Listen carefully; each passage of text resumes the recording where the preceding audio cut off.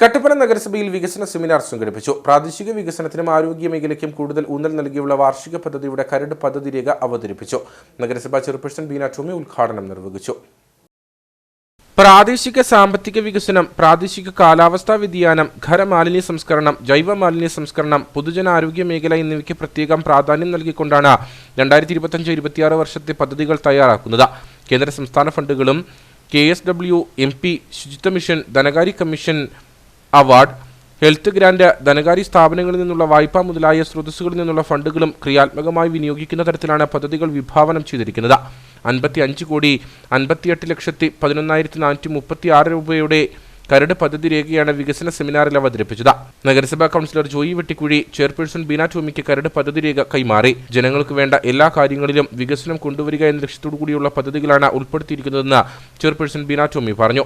വികസന സെമിനാർ നടന്നതിന്റെ ഭാഗമായിട്ട് നമുക്ക് നല്ല രീതിയിൽ തന്നെ പ്രാദേശിക സാമ്പത്തിക വികസനം, പ്രാദേശിക കാലാവസ്ഥാ വ്യതിയാനം, മറ്റ് ഖരമാലിന്യ സംസ്കരണം, ജൈവമാലിന്യ സംസ്കരണം, പൊതു ആരോഗ്യ മേഖല, അങ്ങനെ നിരവധി കാര്യങ്ങളാണ് നമ്മൾ കട്ടപ്പന നഗരസഭയുടെ ഭാഗത്ത് ചെയ്തതും ഇനി മുന്നോട്ട് ചെയ്യാൻ നമ്മൾ ഉദ്ദേശിക്കുന്നതും. അപ്പൊ നമ്മളെ സംബന്ധിച്ചിടത്തോളം, അല്ലെങ്കിൽ ഈ ഭരണസമിതിയെ സംബന്ധിച്ചിടത്തോളം നല്ല രീതിയിൽ കട്ടപ്പന നഗരസഭയെ നല്ല രീതിയിൽ മുന്നോട്ട് കൊണ്ടുവരിക, ജനങ്ങൾക്ക് വേണ്ടുന്ന എല്ലാ കാര്യങ്ങളും എത്രയും പെട്ടെന്ന് തന്നെ പ്രാവർത്തികമാക്കുക എന്നുള്ള ലക്ഷ്യബോധത്തോടെയാണ് നമ്മൾ എത്രയും പെട്ടെന്ന് തന്നെ വികസന സമിതി ഇന്ന് കൂടിയിരിക്കുന്നത്.